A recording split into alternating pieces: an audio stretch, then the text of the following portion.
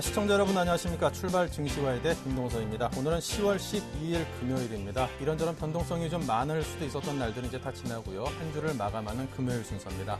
저희 프로그램 지상파 DMB 채널 U1 그리고 KT올레 IPTV로도 함께 시청을 하실 수 있습니다. 자, 전일 그 시장 상황을 좀 살펴보니까요. 미국 쪽에서 나쁘지 않은 소식이 들어왔습니다.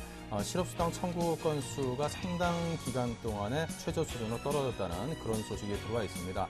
그동안 미국 경제가 상당히 어렵긴 했었습니다만 물론 재정 절벽이라든가 이런저런 아직까지도 악재가 상존해 있는 것은 분명한 사실입니다만 그럼에도 불구하고 상당한 확장세 국면에 있고 상당히 좀 좋은 모습을 보여주고 있다는 평도 있습니다.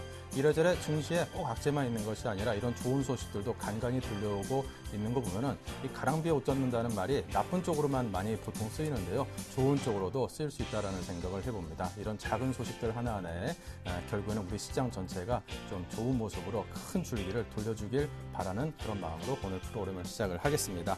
자, 출발 증시와이드 1부 오늘의 주요 코너들입니다. 네, 시초가 대비 3% 이상을 공략하는 강정원 전문가와 함께 장 초반 수익 극대화 가능한 종목을 선정해 보고요.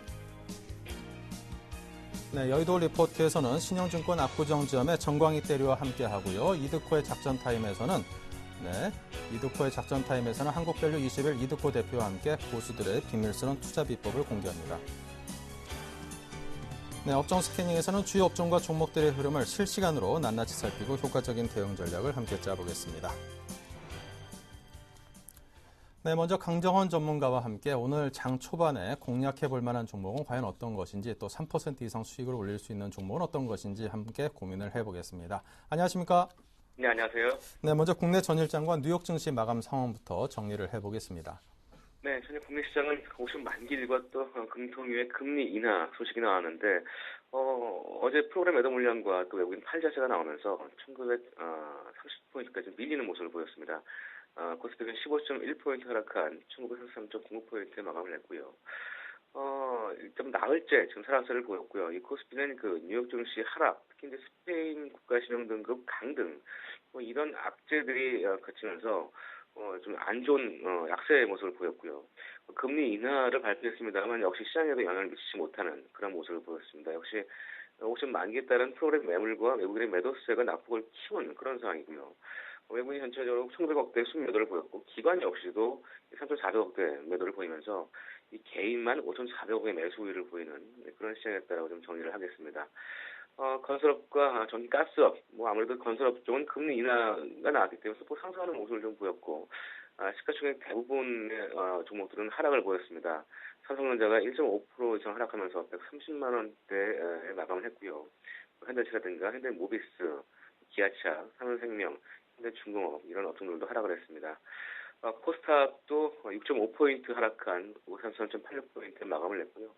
역시 이제 기관과 외국인이 팔자가 코스닥의 약세를 좀 보이는 모습이었고, 전체적으로 최근에 상승했던 어떤 모습들, 좀 그런 부분들이 매물 출혈 됐다라고 정리하면 되겠습니다.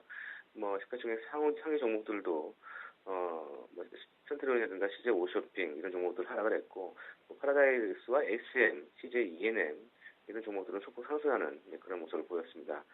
외국 몇 상위 종목으로는 코스피에서 롯데쇼핑과 신한지주, CJ제일제당, LG화학, 한국가스공사를 순매수했고요. 코스닥에서는 평화전공, 파라다이스, 안넷, 오스템 임플란트, 소고바이오를 순매수했습니다. 기관은 코스피에서 코덱스 인버스, 코덱스 200, NHN, LG전자, GK를 매수 상위 종목에 올려놨고요. 코스닥에서는 S맥과 DS 홈쇼핑, 한국컴퓨터, 인터플렉스, 농구바이오를 순매수하는 모습을 보였습니다. 저희가 미국 시장은 주간 실업보험 청구자 수가 좀 호조를 보였음에도 불구하고 다우지수는 18.5포인트 하락한 13,320.39포인트에 마감했습니다. 이전에 낙폭보다는 좀 많이 하락폭이 준 상황이고요. S&P 500 지수도 0.28포인트, S&P 500 지수는 소폭 상승했습니다. 보합권으로 마감을 했고요. 나스닥은 2.37포인트 하락한 3,049.41포인트에 마감을 했습니다. 어제 미국 시장은 주간 실업보험 청구자 수가 긍정적으로 나왔습니다만 이 지표가 분기별 실업보험 현황을 보고하지 않은 것, 이런 부분들이 실업보험 청구자 수의 급감의 원인으로 알려졌기 때문에 일단 이런 부분들이 어떤 좀 긍정적이지 않은 그런 지표다라고 좀 정리를 할 수 있을 것 같고, 특히 이제 최근에 주가가 많이 오르는 데 따른 어떤 차익 실현 부분들, 역시 이런 부분들이 미국 시장에 좀 혼조세를 좀 부인 그런 영향을 좀 줬다라고 보시면 되겠습니다. 미국 시장 전체적으로 금융주도 이제 지금 상승세를 보였고요. 뭐 전체적으로 지금 금융주 어떤 비중 확대 얘기가 나오고 있는데요. 전체적으로 미국 증시 투자 의견을 뭐 비중 확대로 나오고 있습니다만 지금 미국 시장도 혼조세를 보이고 있는 양상을 보여주고 있고 유가는 서브텍사스 원유 가격은 전날보다 배럴당 82센트 상승한 92.90달러를 마감했는데 이 중동의 지정학적 긴장이 좀 지속되고 있고 이런 부분들이 유가의 상승의 좀 원인이다 이렇게 좀 정리를 해드리겠습니다. 네, 자 그렇다면 어제는 메가스터디를 말씀을 하셨습니다. 이 종목은 어떻게 할까요? 내가 봤을 때 제가 어제 손절가 7만 9천 원을 제시했는데요. 제가 어제 시초가는 8만 2천 출발했습니다. 장중에 2% 상승했습니다만 종가는 시초가 대비 5% 하락하면서 끝났습니다. 손절가를 좀 이탈한 모습을 좀 보여서요. 내가 봤을 때 제가 어제 손절가를 좀 짧게 본 이유가 내년도 시초 호전 전망을 좀 예상하고 있습니다만 이 시장 컨센서스 조정 밸류에이션을 한 8만 원 초반대에 좀 제시하고 있습니다. 그래서 최근에 단기 상승에도 불구하고 좀 기술적인 어떤 그런 측면도 좀 염두에 수출한 건데 일단 원칙적으로는 제가 제시한 7만 5천을 하였기 때문에 손절로 대응하시도록 권해드리겠습니다. 네, 손절로 대응을 하자는 말씀을 주셨습니다. 용기가 좀 필요하죠. 자, 오늘 장 관심 종목은 어디일까요? 네, 오늘 시가 관점은 K맥을 주시하도록 하겠습니다. 이 종목도 제가 지난주에 한번 추천했던 종목인데 오늘 다시 한번 상승세를 보일 수 있는 그런 여지를 만들어서 오늘 들고 왔고요. 이 K맥은 그 광학 측정의 원천 기술과 설계 기술, 기타 이제 화학 관련 부분 분석과 측정 기술을 하는 그 측정 장비를 제조 판매하는 업체입니다. 사업 다각화를 위해서 평관 디스플레이 사업이라든가 바이오 의료 진단 산업 이런 분석 기계 산업에 진출하고 있는데 최근에는 뭐 DNA 칩에 쓰이는 핵심 기술 2건의 특허를 취득하는 그런 모습을 보였고 뭐 DNA 칩을 필두로 해서 이 세계 바이오 시장도 공략하는 그런 회사라고 좀 보시면 되겠습니다. K맥 반기 실적은 경기 불황의 여파, 특히 수주가 감소하면서 전년 동기 대비해서 매출액은 60% 감소하는 모습을 보였고 영업 손실도 10%의 적자 전환을 좀 보였습니다. 하지만 이 투자 포인트를 우리가 좀 봐야 되는데 여기 K맥은 바이오 장비 부분의 성장성을 볼 수 있습니다. 그래서 올해 6월 영동 지역과 그 44억 원 규모의 분자 진단기기 공급 계약을 체결하면서 이 고객사들과 이 바이오 장비 거래가 좀 활발하게 진행되고 있는 상황입니다. 이 K맥의 디스플레이 장비는 그 캐시 파워 사업으로 유지되고 있는 상황이고 하지만 이 바이오 장비가 새로운 성장성으로 좀 부각되면서 신규 성장 폭력으로 좀 이끌 것으로 좀 기대가 되고 있는 상황이고요. 뭐 올해 4월 달에 중국 시장에서도 이 알러지 진단 기기인 그 알러스테이션으로 인증을 받았습니다. 뭐 향후에도 이 전 세계 진단 시장을 좀 진입을 계획하고 있는데 이 알러스테이션은 그 한 방울의 혈액으로 인해서 60가지 이상의 이 알레르기를 동시에 검사할 수 있는 진단 시스템입니다. 그래서 이 부분의 매출액이 올해는 미비했습니다만 이 내년도 이후에는 올해는 한 10억 이하의 매출을 좀 보일 것으로 예상되지만 내년도 이후에는 100억대 이상의 매출을 기대하는 그런 부분이기 때문에 역시 이 부분에 대한 성장성이 K맥의 주가 상승을 좀 견인할 수 있다. 이렇게 정리를 해드리도록 하겠습니다. 네, 자 그렇다면 K맥의 목표가, 손절가 등등 잡아주십시오. 네, 목표가는 시가대 3% 이상이고요. 손절가는 11,600원 하위 시에 손절로 대응하시기 바라겠습니다. 네, 알겠습니다. 오늘은 K맥에 관해서 강정원 전문가로부터 추천을 들어봤습니다. 3% 공략 한번 해보도록 하겠습니다. 감사합니다. 네, 고맙습니다. 네, 현재 동시효과 상황 간단히 짚고 갑니다. 네, 지금 오늘 우리 시장은 상승으로 출발을 할 듯 보입니다. 거래소가 6포인트 넘게 올라 있고요. 코스닥은 약 2포인트 가까이 올라 있습니다. 삼성전자 0.92% 상승이고요. 포스코가 0.86, 현대모비스 1.65% 상승을 하고 있습니다. 하지만 자동차 쪽은 조금 약합니다. 현대차가 0.43 하락이고요. 기아차가 0.43 똑같네요. 하락폭이 0.43%로. LG화학이 0.3% 정도 하락을 해 있고요. 자, 셀트리온은 보합입니다만 코스닥은 전반적으로 상승 기운이 살짝 감돌면서 0.4% 정도 현재 상승을 하고 있습니다. 양시장 상승입니다.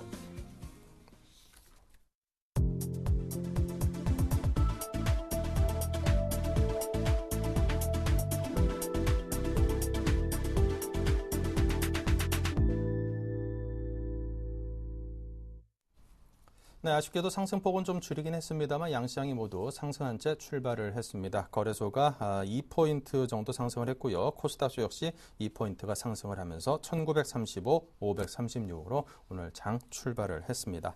자, 오늘 함께 하실 두 분은 우리투자증권 영등포점의 노선호 전문가, 샘플러스 로즈스타클럽의 이상로 전문위원 두 분이십니다. 어서 오십시오. 안녕하십니까. 네, 반갑습니다. 네, 자, 오늘 시장의 출발 상황 점검을 먼저 해보겠습니다. 먼저 코스피 쪽은 노선호 전문가님. 예, 오늘 코스피 강보합권 출발을 하고 있습니다. 현재 약 2포인트 정도 상승 출발이 좀 예상이 되고 있는데요. 미국 시장부터 좀 정리를 해보자면 고용지표가 좋게 나왔음에도 불구하고 여러 가지 글로벌 경기에 대한 우려감이 혼조 마감을 했습니다. 특히나 이제 미국 시장에서는 좀 애플을 비롯한 나스닥 지수의 하락이 두드러졌다고 보시면 좋겠는데요. 그런 부분들은 국내 주시장의 호재로서 좀 작용을 할 것 같습니다.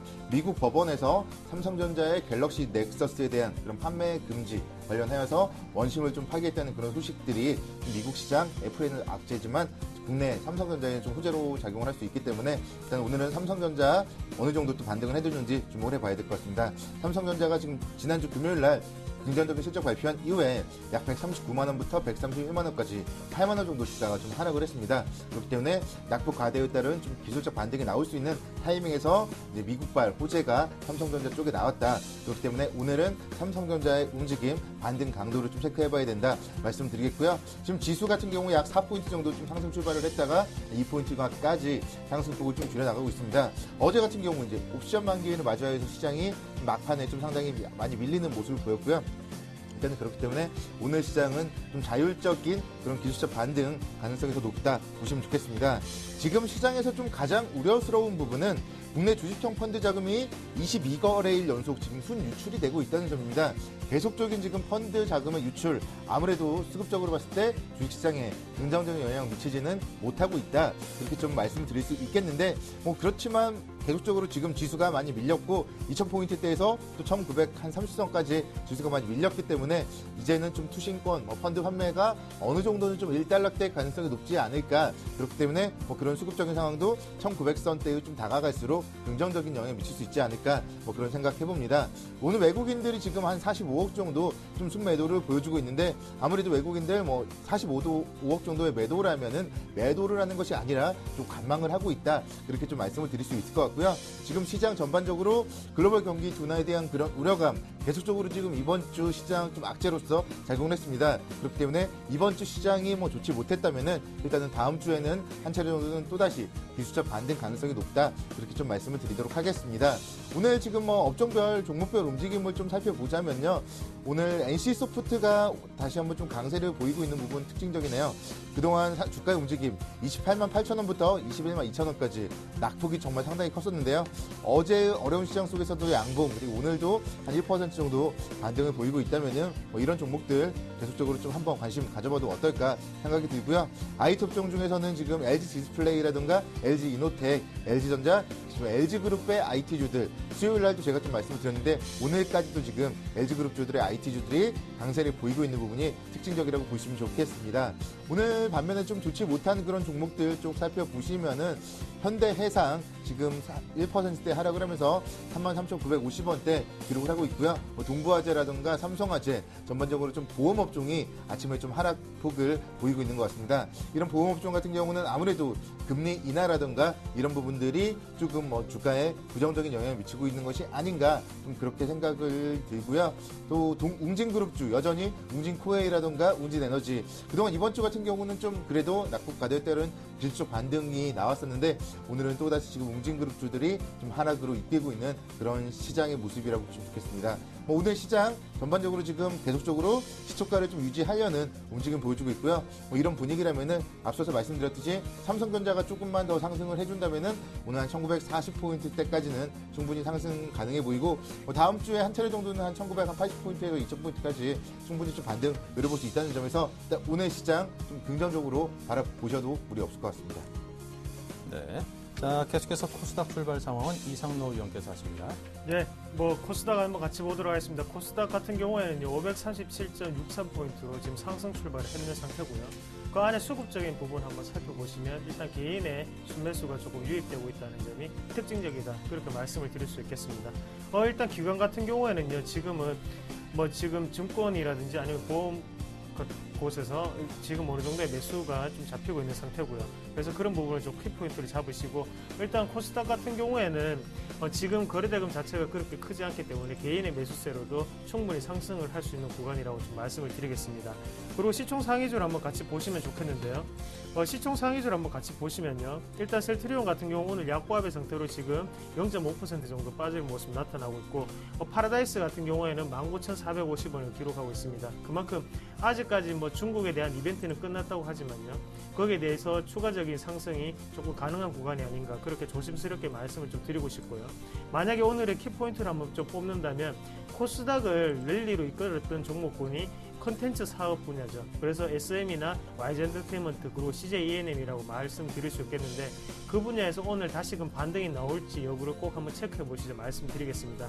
왜 그렇게 말씀을 드리냐면 지금의 상승에 가장 큰 원동력이 됐던 거는 전자결제 관련주, 그리고 일단 컨텐츠 사업, 그리고 모바일 게임이었죠. 그런 부분에서 지금 다시금 반등을 시도하기 위해서는 당연히 컨텐츠 사업이 빠졌던 낙폭 자체를 좀 어느 정도 회복을 해주는 그런 모습이 나타나야지 다시금 코스닥은 랠리를 계속할 수 있다, 그렇게 말씀을 드릴 수 있겠고, 일단은 왜 그렇게 말씀드리냐면 시총이 차지하는 비중을 좀 보셔야 되는데요. 컨텐츠 사업, 그래서 SM이라든지 YG엔터테인먼트 그리고 CJENM까지 차지하는 비중이 상당히 높습니다. 그런 부분에서 오늘의 키포인트는 그 부분을 잡으시면 어떻겠나, 그렇게 좀 말씀을 드리겠습니다. 네, 자 계속해서 IBK 투자증권의 김수만 연구원과 전화 연결로 외환과 채권 시장의 흐름을 들어보겠습니다. 안녕하십니까?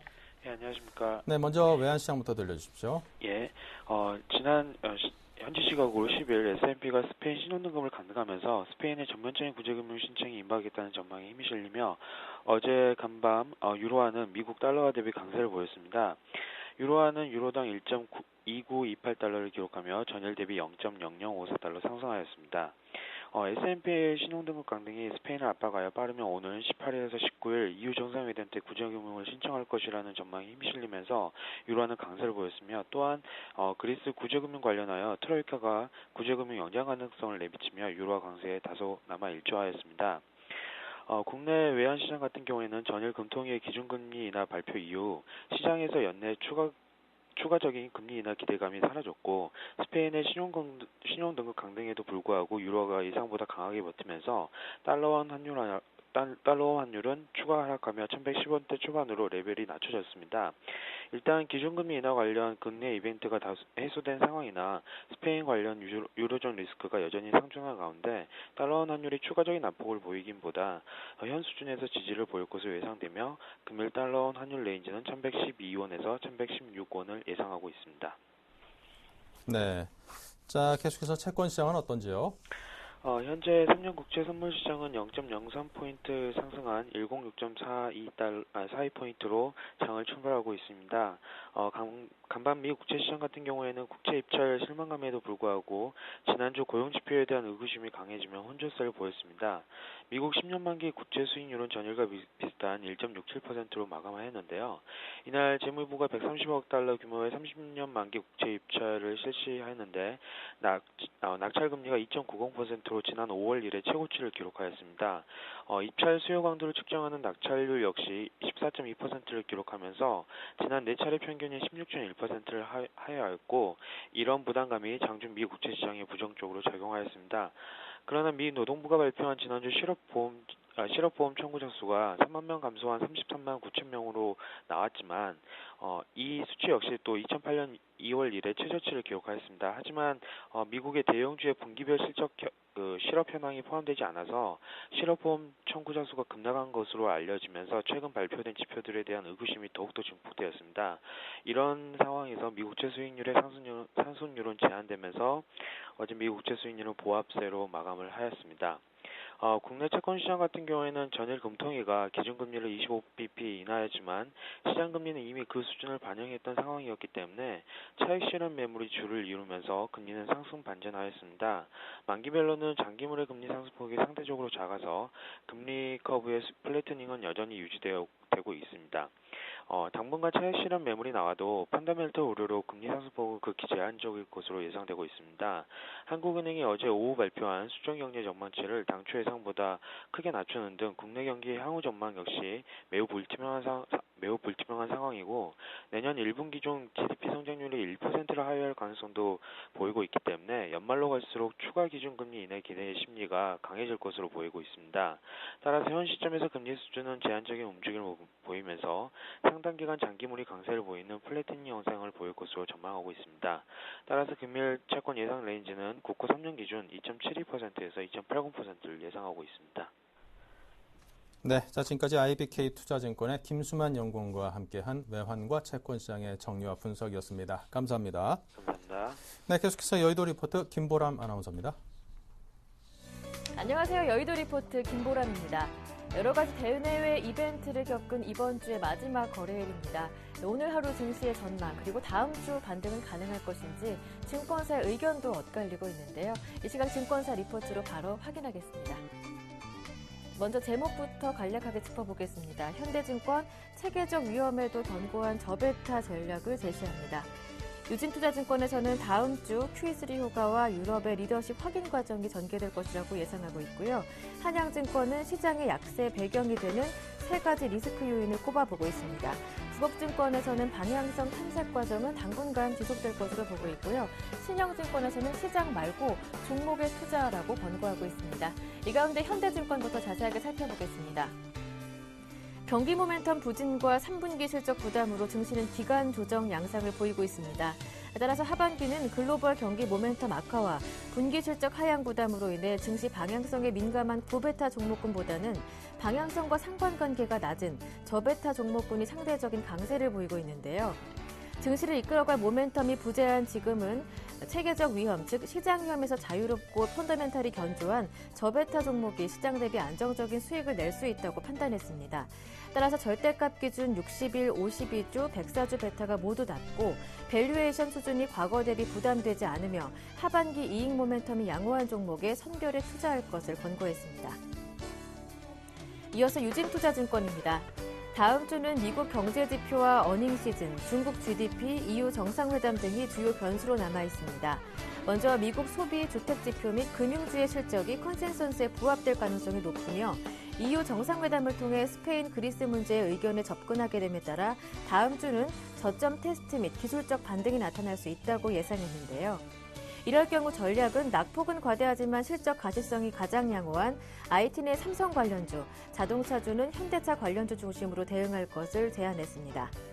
매크로 지표의 경우 중국의 성장률이 7.4%로 예상됨에 따라 미국과 중국 지표가 엇갈린 방향성이 예상되며 미국 3분기 실적과 관련해서는 금융주의 실적 개선 여부에 주목해보자고 강조했습니다. 다음은 한양증권입니다. 현재 글로벌 증시 대부분이 고전을 면치 못하고 있는데요. 그 원인이 되는 세 가지 리스크 요인을 짚어봤습니다. 먼저 향후 글로벌 경기 회복 강도에 대한 의구심, 그리고 그리스와 스페인을 둘러싼 구제금융 신청 불확실성, 마지막으로 어닝 시즌에 따른 실적 부담감인데요.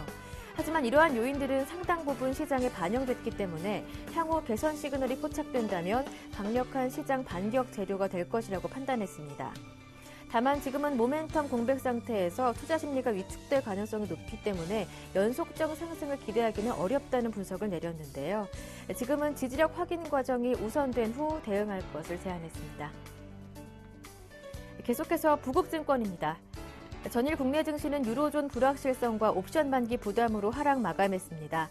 하지만 금통위 이벤트와 옵션 만기 프로그램 매물 부담에도 국내 증시는 상대적으로 선방한 것이라고 평가했는데요. 높은 매수 차익 잔고에도 불구하고 수급상 급격한 악화 국면이 전개되지 않았기 때문입니다. 따라서 앞으로 1900선 지지력이 발휘될 것이라고 전망했는데요.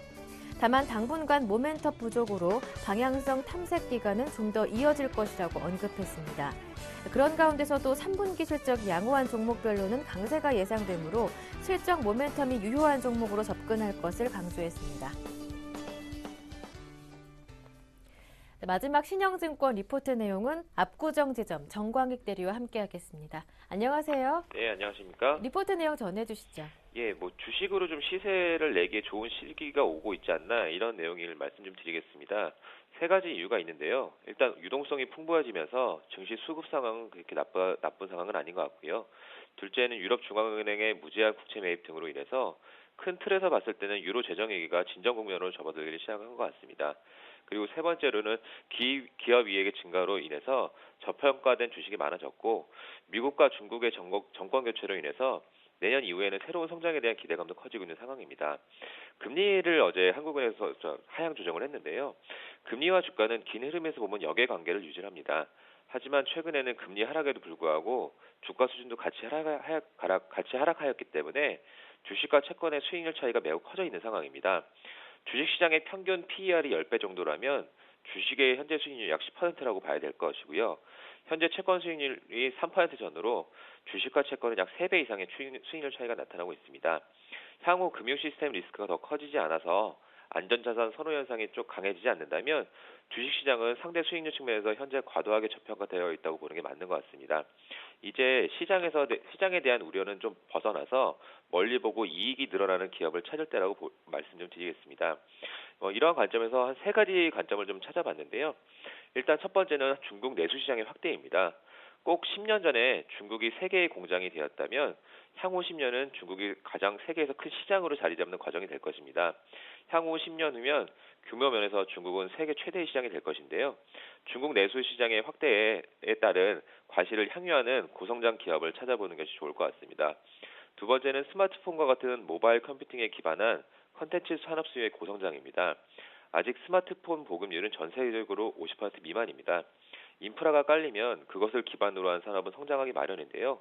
도로가 닦이면 자동차가 팔리는 것과 같은 이치라고 생각하시면 될 것 같습니다. 스마트 컨텐츠 산업은 역시 새로운 메가 트렌드를 창출할 것 같습니다. 많은 업체들이 스마트라는 인프라를 바탕으로 창출되는 새로운 수요의 수혜를 받고 있습니다. 대표적인 업체는 주가가 많이 올랐는데요. 컴투스, 게임빌과 같은 모바일 게임 업체서부터 카카오톡과 같은 SNS 업체, 그리고 또 새로운 결제선으로 등장하고 있는 모바일 결제 업체 등이 앞으로 이러한 상호 성장성을 시장에서 검증받을 것이라고 생각을 하고 있습니다. 마지막으로 말씀 좀 드리겠습니다. 세 번째는 저금리 하의 고배당 우량주입니다. 이제 우리 사회는 저금리 사회로 진입을 하고 있습니다.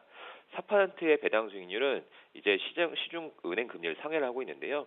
고배당과 이익 증가가 같이 되는 기업들은 현재의 저금리 하에서는 매우 매력적인 투자 대안으로서 높은 주가 상승률을 기록하고 있습니다. 또 향후 금리가 더 하락한다면 그 배당의 가치는 더욱더 증가할 것으로 예상을 되고 있습니다. 리노공업이라는 회사가 대표적인 예이고요. 신도리코와 KTNG와 같은 꾸준한 성장 및 고배당을 하는 기업들도 하반기 들어서 본격적으로 시장에서 재평가를 받고 있습니다. 우량주들의 우선주에 대한 재평가도 저희 회사에서는 좀 기대를 하고 있습니다. 결국 기업이익 증가율이 높은 기업의 가치는 상승을 하게 될 것이고요. 주가도 역시 같이 상승하기 마련입니다. 그동안 글로벌 금융시장 리스크에 대한 우려로 안전자산 선호 현상이 커지고 기업 가치 증가보다는 리스크만을 따져왔다면 이제는 그 잣대를 좀 바꾸어서 시장보다는 개별적인 종목의 기업이익 증대에 좀 관심을 갖는 게 맞지 않을까 싶습니다. 이상입니다. 네, 말씀 잘 들었습니다. 고맙습니다. 예, 감사합니다. 지금까지 여의도 리포트였습니다.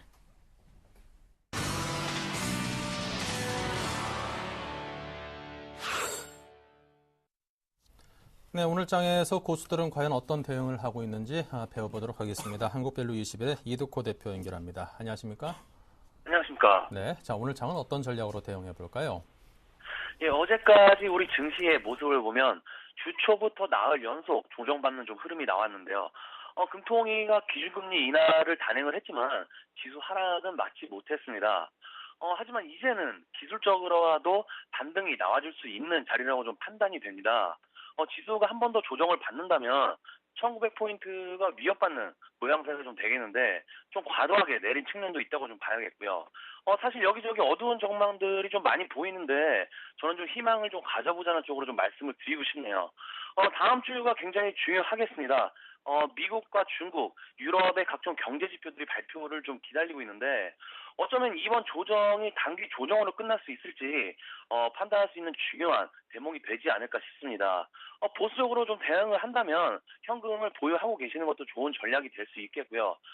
종목별로 양봉 패턴이 나오면서 거래량이 늘어나는 것을 확인하고 매수에 나서더라도 늦지 않다는 점을 좀 말씀을 좀 드리겠습니다. 어제장의 특징주들을 좀 보면 대형주 쪽에서의 하락이 좀 많이 나왔고요. 일부 코스닥 테마주들 쪽에서도 활발한 좀 움직임이 좀 나왔습니다. 이루원이나 오늘과 내일 이런 SNS 관련주들 같은 테마의 특징이 대선을 앞두고 있기는 하지만 다소 뜬금없이 급등락이 나오는 경우가 많기 때문에 매매를 하실 때 상당히 좀 주의를 하셔야겠고요.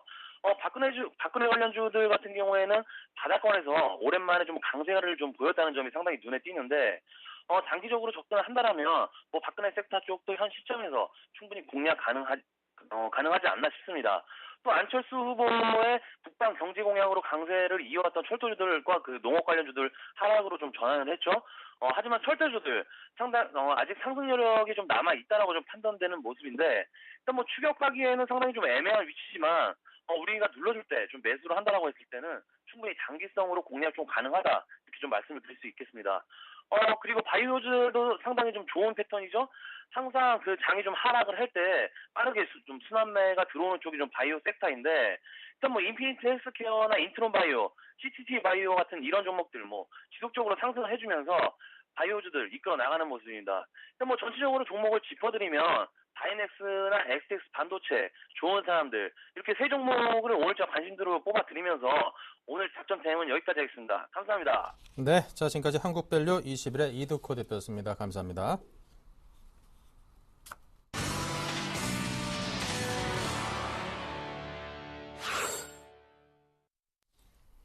네, 계속해서 업종 스캐닝 시간을 이어가겠습니다. 실시간으로 시장을 또 잘 살펴봐야죠. 먼저 노선호 전문가께서 IT, 운수장비, 정유화학업종의 흐름과 특징 종목까지 정리를 해보겠습니다. 지수가 지금 강보합권 좀 유지 잘 하고 있는데요. 그럼에도 불구하고 지금 삼성전자가 좀 하락 전환을 해서 아쉽네요. 삼성전자 0.54% 정도 하락을 하면서 129만 7천 원, 130만 원 선을 좀 붕괴시키는 그런 움직임이 나타나고 있습니다. 어제도 잠깐 장중에 130만 원대 붕괴시켰다가 아래 꼬리를 좀 달았는데 오늘 같은 경우 앞서서 아침에 말씀드렸던 좀 호재가 나왔지만 지금 삼성전자가 좀 힘이 없다 이런 점을 좀 체크를 해보셔야 될 것 같고 삼성전자에 대해서는 제가 이제 지난주 금요일 날부터 좀 단기적인 매도 의견 좀 말씀을 드렸는데 지금 일단 아직까지 오늘도 하락을 하는 곳으로 봤을 때는 삼성전자를 굳이 여기서 지금 매수할 필요는 없지 않을까 그런 생각이 듭니다. 삼성전자 계속적으로 좀 밀리는 가운데 수요일 날과 좀 비슷한 흐름입니다. LG 디스플레이가 오늘도 지금 2%대 강세를 보여주고 있고 LG전자, LG이노텍 강보합권 기록을 하고 있습니다. LG 디스플레이 차트 잠깐 살펴보시면은 제가 수요일 날 LG 디스플레이 매수 가능하다 이렇게 좀 말씀을 드렸는데 수요일 날 양봉, 어제도 양봉, 오늘도 지금 2%대까지 좀 치고 나가고 있는 모습입니다. LG 디스플레이의 3분기 실적에 대해서 좀 예상을 해본다면은 3분기에 오랜만에 영업이익 한 2천억 원대 기대를 하면서 흑자 전환 가능성이 좀 높고요. 그 이후에 4분기에는 이제 3천억대 정도 영업이익이 가능할 것 같습니다. 그렇게 영업이익이 또 1천억 정도가 늘어난다면 그렇게 영업이익이 늘어나는 부분은 5년만으로 아마 좀 예상이 되고 있고요. 그렇기 때문에 지금 LG 디스플레이가 그동안 좀 긴 시간 동안 어려움을 겪었다면은 지금 충분히 좀 이제 상승하는 좀 터닝 포인트가 될 수 있다는 점 말씀을 드리겠습니다. 수요일 날은 제가 매수 의견을 좀 말씀드렸다면 오늘은 보유 의견을 말씀드려야 될 것 같고요. 여기서 3일 연속 상승을 했는데 추격 매수하기보다는 또 신규 매수하실 분들이라면은 이제 조정 시에 매수 관점 LG 디스플레이 계속적으로 좀 긍정적으로 말씀드리겠습니다. LG전자도 좀 살펴보겠습니다. LG전자 오늘 지금 0.6% 정도 강세를 보이면서 67,600원대 기록을 하고 있는데요. 이제 LG전자도 미국 쪽 시장 드디어 좀 뛰어들고 있습니다. 옵티머스 G에 대해서 미국 시장에서 이달 중으로 좀 출시할 예정이고요. LG전자 같은 경우 지금 아무래도 LG전자는 3분기보다는 좀 4분기가 기대가 되고 있기 때문에 10월 한 달간은 좀 지지부진할 수 있습니다. 그렇지만 10월 한 달간 좀 잘 모아 나간다면은 특히 3분기 실적이 좋지 못하게 발표되었을 때 마지막으로 그때 매수하신다면은 내년 1월까지 보유하셨을 때 충분히 다시 한번 정고점 수준 또는 한 9만 원대까지는 상승 가능성이 있다 생각이 들고요. 그렇기 때문에 LG전자에 대해서 계속적으로 좀 관심 있게 지켜볼 것을 말씀드리겠습니다. 지금 아무래도 IT 업종은 계속적으로 LG 디스플레이와 LG전자 이 두 종목 정도를 좀 탑픽으로 살펴봐야 될 것 같고요. SK 하이닉스 같은 경우도 역시 마찬가지. 지금 보면은 D램 가격이 워낙 좋지 못하기 때문에 주가의 움직임이 좀 탄력이 좀 약하지만 밀린다면은 한 22,000원대 초반권 또는 이탈을 했을 때는 SK 하이닉스까지 IT 업종은 지금의 이 세 종목으로 좀 압축을 하자 이렇게 좀 말씀을 드리겠고요.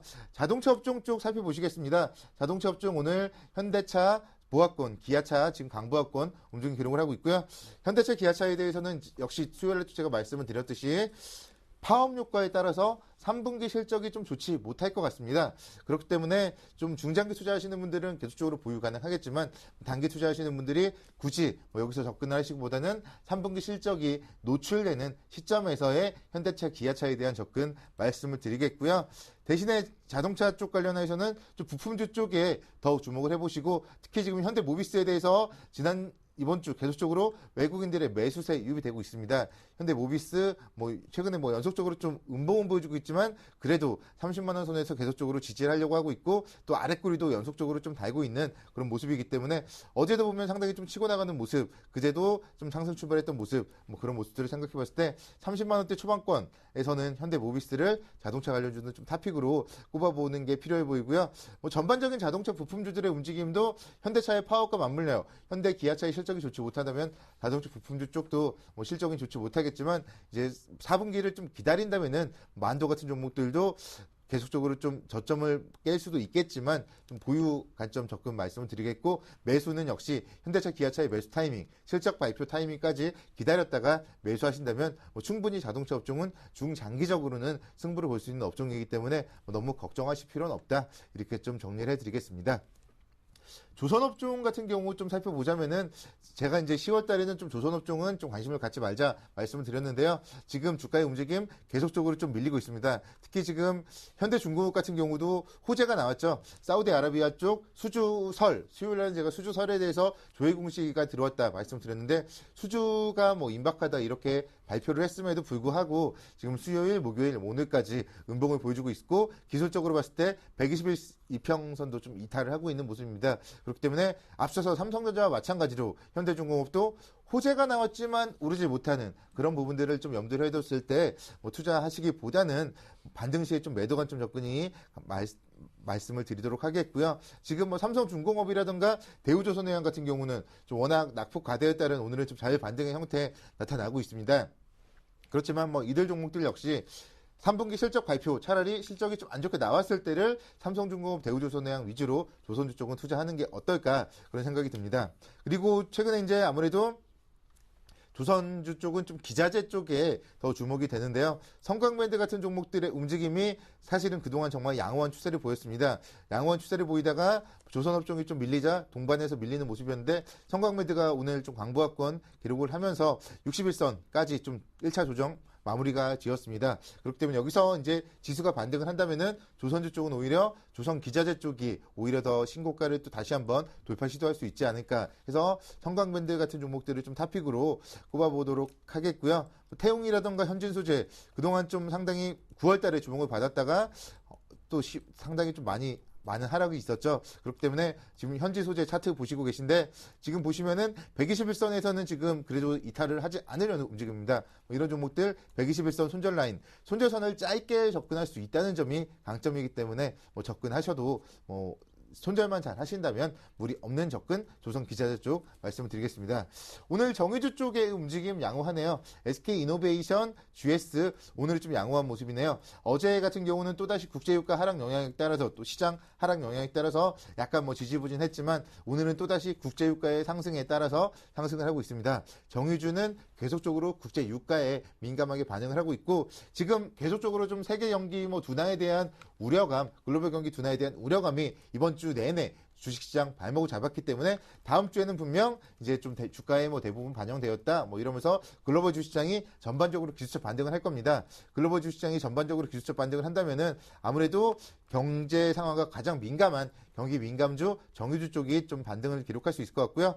SK이노베이션 차트를 보시면요. 이번 주 화, 수, 목, 금요일까지 지금 4거래일 연속 양봉을 보이고 있습니다. 그렇기 때문에 이런 종목들 지금 바닥권에서 반등을 하려고 에너지를 모아나가고 있는 모습 기술적으로 연속적인 양봉 좀 긍정적으로 받아들이면서 오늘은 좀 매수를 해보셔도 무리 없을 것 같습니다. SK이노베이션이라든가 GS 이 두 종목 정도를 오늘은 좀 두 종목 중에 한 종목 정도 매수를 해보신다면은 다음 주에 시장이 올라갔을 때는 충분히 한 5에서 10% 정도까지는 수익률을 거둘 수 있다는 점 지금 오늘 가장 좀 좋아 보이는 업종은 정유 업종이다. 그렇게 말씀을 드리겠고요. 화학 업종 좀 살펴본다면은 LG화학 같은 경우 최근에 정말 주목을 받았다가 또다시 30만 원대 초반권까지 좀 밀렸지만 어제 양봉을 좀 기록을 했고 오늘도 강세를 보이고 있습니다. 이 LG화학 같은 경우도 보면은 화학 쪽이라든가 전자 소재 부분에서 계속적인 이런 증설 효과가 좀 내년도에 본격적인 실적 개선 가능성이 높을 것 같고요. 뭐 올해 같은 경우도 지금 굳이 여기서 30만 원을 이탈할 이유는 없습니다. 그렇기 때문에 제가 이제 수요일 날 때 말씀드렸죠. 30만 원 선 다가갈수록 매수를 하자. 아마 그런 타이밍은 좀 어제가 아니었나 생각이 들고요. 지금도 좀 흔들린다면은 30만 원 선 다가갈수록 분해 매수하셨을 때 LG화학 쪽 충분히 수익 기록할 수 있다 말씀드리겠고, 다만 지금 좀 이제 화학업종 내에서도 피해야 될 종목이 있습니다.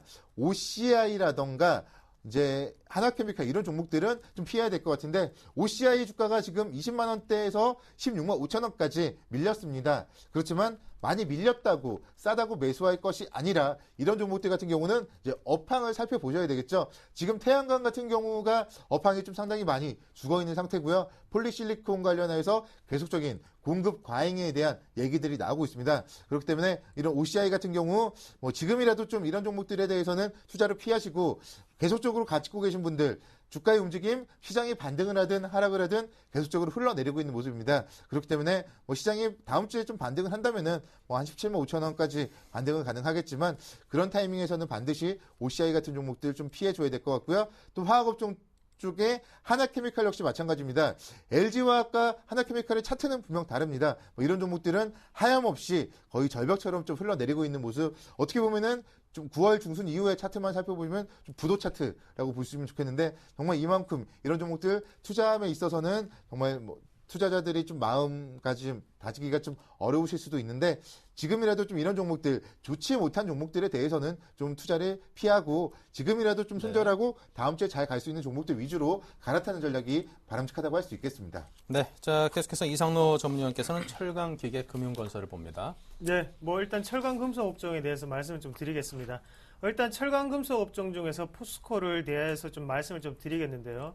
일단 포스코의 주가를 한번 보시면 계속적으로 하방을 보는 차트죠. 왜 그런 식으로 하방을 계속적으로 보고 되느냐 하면, 일단은 시장의 컨센서스가 어느 정도 발표가 됐는데 3분기에도 실적은 어느 정도 회복을 못할 것이다. 그런 결과치가 좀 나오고 있습니다. 일단 이유를 한번 본다면 2분기를 어느 정도 실적적인 바닥으로 많은 분들이 생각을 많이 하셨는데요. 전문가들도 물론 마찬가지고요. 하지만 주가가 더 떨어진 이유는 가장 큰 건 중국이겠죠.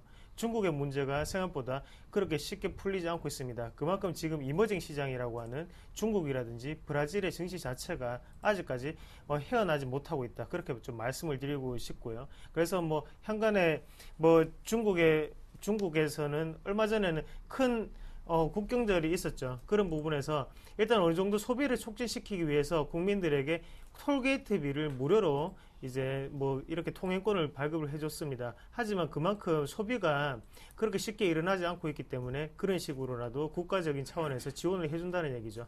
일단 소비가 일어나야지 일단은 철강업종이라든지 다 살아날 수 있으니까요. 그런 부분 좀 더 참고를 하셔야 될 것 같고요. 그래서 쉽게 중국을 믿기는 어려운 시장이 아닌가, 그렇게 좀 결론적으로 좀 말씀을 드리겠습니다. 여전히 철강 금속 업종은 아직까지도 반등의 기미는 보이지 않고 있다. 그렇게 좀 말씀을 드리고 싶고요. 그래서 지금 좀 보수적인 차원에서 좀 접근하는 방법이 가장 유효하지 않겠나, 그렇게 좀 말씀을 드리고 싶습니다. 그래서 뭐 핫토픽을 뽑는다면 그래도 고려안이 되겠죠. 고려안 같은 경우에는 일단은 금값과 관련이 많기 때문에 금값의 유동성에 있어서 그런 부분은 고려안이 그나마 가장 낫지 않겠나 말씀을 좀 드리겠습니다. 그리고 건설업종으로 좀 넘어가서 좀 말씀을 드리면요. 지금 건설업종의 가장 큰 이슈는 일단은 국내에 대한 어느 정도 부동산 완화 정책이라든지 아니면 어제 발표되었던 금리 인하 소식은 상당히 호재성으로 발표될 수 있습니다. 하지만 주가를 한번 보시더라도 약보합의 상태를 면치 못하고 있는데요. 그만큼 지금 같은 경우에 국내에 있는 수주 같은 경우에는 약간 과포화 상태가 아닌가, 그렇게 좀 시장을 좀 많이 전망을 하고 있고요. 그러면 대형 건설사들이 살아날 수 있는 방법은 해외 수주죠. 하지만 해외에서도 그만큼의 어느 정도의 경기 모멘텀 자체가 일어나지 않고 있기 때문에 뭐 대우건설이라든지 현대건설 같은 경우에도 아직까지 그렇게 큰 주가를 못 나타나고 있다. 그렇게 좀 말씀을 드릴 수가 있겠고요. 그 안에 내용을 좀 더 살펴보시면 일단은 2분기 실적 같은 경우에도 건설주는 어느 정도 선방을 했습니다. 하지만 일단은 후결제가 이루어지는 우리나라 증시의 뭐 건설 업종 같은 경우에는 그런 부분이 약간의 리스크가 좀 될 수도 있고요. 그리고 최근에 계속적으로 불거지는 건설주들의 어느 정도 재무 안정성 문제가 계속적으로 발표됨에 따라 지금은 낙폭과대로 인한 상승이다. 그렇게 좀 말씀을 드릴 수가 있겠습니다. 그래서 지금 같은 경우에는 뭐 대우건설을 예를 들어서 좀 말씀을 드리면요. 맥점만 좀 짚어드리겠습니다. 맥점을 좀 짚어드리면 지금 같은 경우에는 1,500원 선이죠. 1,500원 선이 가장 중요한 시점인데 그 시점을 쉽게 돌파를 하지 못하고 있는 상태입니다. 그만큼 차익 실현 매물이 계속적으로 나오는 상태고요. 그런 부분을 좀 체크를 하시면서 이런 주식들 같은 경우에는 1,500원을 돌파하고 난 다음에 매수를 하는 방법이 가장 유효한 방법이다. 그렇게 좀 말씀을 드리겠습니다. 그리고 이어서 또 은행주를 같이 한번 보시겠는데요. 은행주 같은 경우에도 금리 인하 소식이 이어지면서 어느 정도는 호재성 재료가 나타났음에도요. 지금 주가 자체는 그렇게 큰 발전 방향이 없죠. 안에 내용을 한번 보시면 일단은 글로벌 경제가 가장 중요하게 영향을 미치고 있다고 좀 말씀을 드리겠는데요. 증권업종이나 은행업종 같은 경우에는 글로벌적으로 영향을 상당히 많이 받죠. 하지만 그 부분에서 아무리 국내 호재가 늘어난다고 하더라도요. 일단은 국제적인 부분 자체가 어느 정도 해결이 되지 않고 있기 때문에 그 부분이 계속적으로 발목을 잡고 있는 모습입니다. 그래서 증권주 같은 경우에도 어느 정도 계속적으로 큰 시세를 주고 난 다음에 하방에서 계속적으로 하방 경직성을 좀 보이고 있는 상태고요. 지금 최근에 글로벌 증시를 보시더라도 일단 스페인의 불확실성이 가장 크게 대두가 되고 있고요. 그리고 계속적으로 얘기가 나오는 게 그리스 얘기가 나오고 있죠. 그런 부분 자체를 은행이나 증권업종 같은 경우에는 항상 리스크로 가담하고 난 다음에 출발을 해야 되는 자리인가 아닌가 그렇게 좀 말씀을 드리고 싶습니다. 항상 좀 부정적인 얘기를 좀 말씀을 드린 것 같은데 지금 업종 자체를 한번 보시더라도 제가 말씀드린 업종이 그렇게 희망적인 업종이 많이 보이진 않습니다. 그래서 개별주 장세가 여전히 유효하기 때문에요. 뭐 개별 테마주 쪽으로 계속적으로 베팅을 하시는 방법이 가장 유효하지 않겠나 그렇게 좀 말씀을 드리겠습니다. 네, 자 지금 맡으신 곳이 뭐 철강, 기계, 금융, 건설, 특히 이제 철강이라든가 건설이라든가 좀 많이 어려운 것을 맡으셔가지고 좋은 소식을 기왕이면 좀 많이 전해드리면 좋은데 그 점에서 살짝 손해를 보고 계신 것 같습니다. 하지만 또 어려운 처지에 놓여 계신 또 투자자님들께는 그 말 한마디 한마디가 귀에도 쏙쏙 들어가는 그런 이점도 있지 않을까 싶습니다. 도움 주셔서 감사드리고요. 노선호 전문가께서는 통신유통, 음식료를 보겠습니다. 통신주 같은 경우 지금 보면은 뭐 계속적으로 일단은 좀 지지부진한 움직임이 이어지고 있습니다. 오늘도 SK텔레콤, KT 이런 두 종목들 약보합권 기록을 하고 있고요.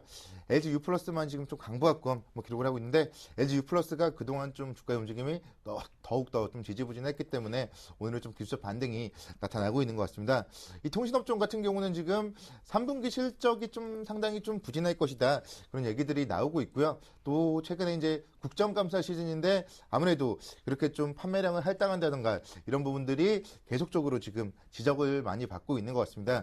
그렇기 때문에 이 통신주 같은 경우 뭐 지금 계속적으로 접근하는 데 있어서 단기적인 매매 하시는 분들이라면은 단연 좀 매매를 자제하셔야 될 것 같고 뭐 중장기적으로 계속적으로 은행 이자 수준의 좀 이상의 배당을 가지고 뭐 투자하시는 분들이라면은 뭐 계속적으로 보유하셔도 좋지 않을까. 통신업종은 뭐 이 정도로 좀 정리를 해야 하도록 하겠고요. 유통업종 좀 살펴보겠습니다. 오늘 같은 경우 보면은 유통업종 쪽에 백화점 3인방, 롯데쇼핑, 현대백화점, 신세계 이런 종목들이 지금 강보합권 기록을 하고 있습니다. 뭐 최근에 보면 롯데쇼핑 같은 경우가 거의 뭐 고점 돌파하는 모습 상당히 좀 양호한 모습 보여주고 있습니다. 그동안은 좀 경기가 좋지 못했었지만 9월달 위주로 이제 추석 이전부터 이제 추석에 대한 기대감 그리고 4분기에 대한 기대감이 좀 롯데쇼핑 주가를 좀 상승으로 이끄는 모습이 있고요. 특히 최근에 이제 소비 같은 경우가 좀 상당히 좀 격차가 좀 심화가 되면서 아무래도 백화점 쪽은 계속적으로 좀 이제 실적이 좋아질 것에 대한 기대감이 있는 것 같습니다. 지금 롯데쇼핑 같은 경우 그렇기 때문에 이번 주 움직임 뭐 시장과 상관없이 상당히 좀 양호하게 30만 원대부터 약 10% 정도 상승을 했고요. 뭐 이런 분위기라면은 역시 이런 종목들도 조정을 받았을 때 뭐 충분히 관심 가능하다 보시면 좋겠고 지금 보면은 백화점주 중에서는 단연 좀 탑픽으로는 현대백화점을 꼽을 수밖에 없을 것 같습니다. 아무래도 이제 롯데쇼핑 같은 경우는 백화점과 마트가 같이 돼 있죠. 그리고 이제 현대백화점 같은 경우가 좀 마트가 없기 때문에 현대백화점이 오히려 또 실적 측면에서 안정적일 것 같고요. 또 신규로 백화점 출점도 현대백화점이 지금 내년까지 상당히 많은 계획이 되기 때문에 현대백화점, 롯데쇼핑이 고점 돌파하는 걸 보면 현대백화점 오늘 같은 경우 한 14만 원대 초반권에서 좀 매수해봐도 무리 없다. 손절 라인 한 13만 5천 원 정도 설정한다면은 손절 라인을 5% 이내에서 끊을 수 있기 때문에 현대백화점을 오늘 좀 유통주 쪽 백화점 관련주 중에 탑픽으로 한번 매수해보자 말씀을 드리겠습니다. 오늘 GS 리테일의 움직임도 양호합니다. GS 리테일 같은 경우 움직임도 역시 상당히 좀 상승하는 부분에 의미를 부여해봐도 좋을 것 같은데요. 역시 마찬가지예요. 최근에 이제 1, 2인 가구가 증가하다 보니까 마트를 가서 굳이 물건을 좀 대량 구매할 그럴 필요가 없어졌고요. 그러면서 GS의 슈퍼마켓이라던가 GS25 편의점들의 실적은 좀 상당히 좀 늘어나고 있는 그런 모습입니다. 그렇기 때문에 오히려 지금 애매한 마트보다는 백화점이라던가 소매상 쪽으로 좀 소비가 몰리고 있다. 이런 점이 GS 리테일도 좀 중기적인 호재가 될 수 있다 말씀을 드리겠고, 그렇지만 이런 종목들은 주가가 좀 많이 계속적으로 좀 오른 상태이기 때문에 또 거래가 많이 부진합니다. 그렇기 때문에 좀 단기적으로 쇼부를 보기보다는 중장기적으로 천천히 분할 매수한다면은 GS 리테일도 충분히 좀 매수 관점 가능하다 말씀을 드리겠고요. 지금 만약에 호텔신라 같은 종목들 좀 가지고 계신 분들 조금 불안하실 것 같습니다. 호텔신라에 대해서 제가 이제 수요일 날 한 121선 정도 지지랑 5만원 선 지지 여부가 상당히 중요하다 말씀을 드렸는데, 지금 보면은 5만원 선대 초반권까지도 많이 밀렸습니다. 그렇기 때문에 호텔신라, 만약에 여기서 밀린다면은 제가 수요일 날 말씀드렸던 서울의 호텔신라의 이런 여러 가지 리모델링이라던가 이런 부분들이 좀 실적이 악재로 좀 작용을 할 수도 있다. 그리고 또 중국 관광객들이 입국하는 부분, 그동안은 좀 입국만으로도 긍정적으로 해석이 되었지만 지금은 또 이제 마케팅 비용 증가 이런 부분들도 악재로서 서서히 좀 얘기가 나오고 있기 때문에 이런 종목들 반등을 했을 때 52,000원 돌파를 못한다거나 5만원 선을 좀 강하게 이탈을 한다면은 호재보다는 좀 악재, 서서히 불거지는 악재에 민감하셔야 되지 않을까 해서 오히려 이제 그동안 좀 주목받았던 종목들보다는 좀 새로운 종목들 위주로 좀 교체하는 전략으로 앞서서 말씀드렸던 현대백화점 같은 종목들이 오히려 호텔신라보다 더 나올 수 있다. 이렇게 좀 말씀을 드리겠고요. 음식료종 같은 경우는 매번 좀 짧게 하는 것 같은데 좀 중장기적으로 계속적으로 본다면은 오늘 같은 경우도 양호하게 좀 상승을 하고 있기 때문에요. 꾸준하게 좀 중장기적으로 보실 것을 권해드리고 싶습니다. 네, 자 다음은 테마주 흐름을 보겠습니다.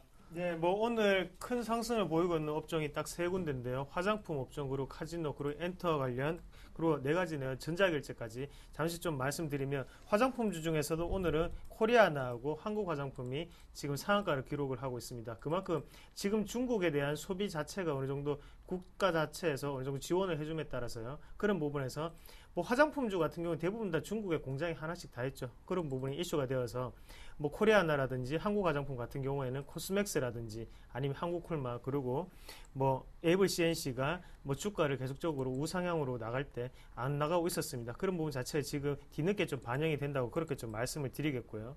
그리고 전자결제 관련주를 좀 살펴보시면요.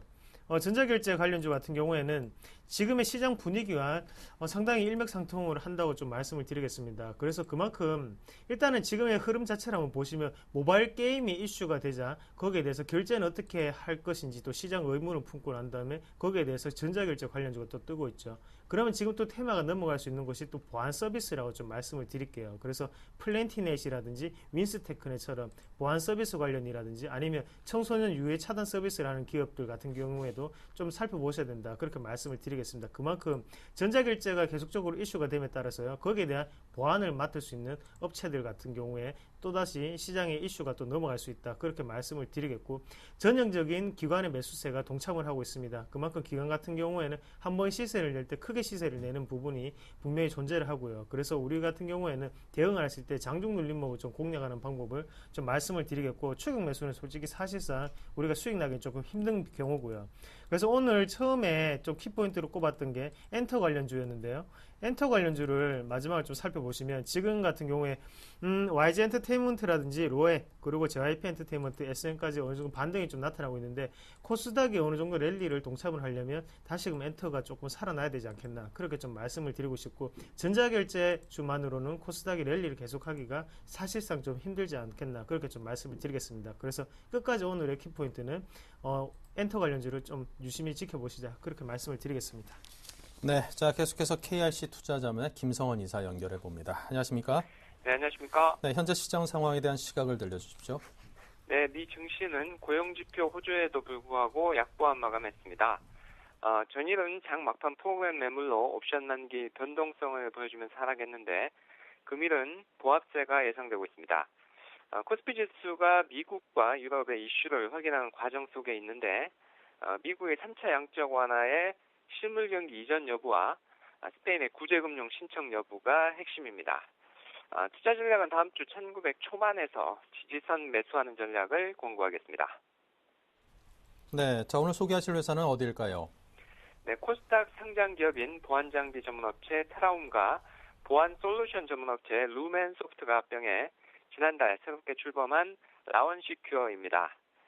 지난 2000년 한국능률협회 주관 대한민국 벤처기업 시상식에서 대상을 수상했고 2006년에는 여성가족부가 선정한 가족 친화 우수기업 대통령 표창을 받았습니다.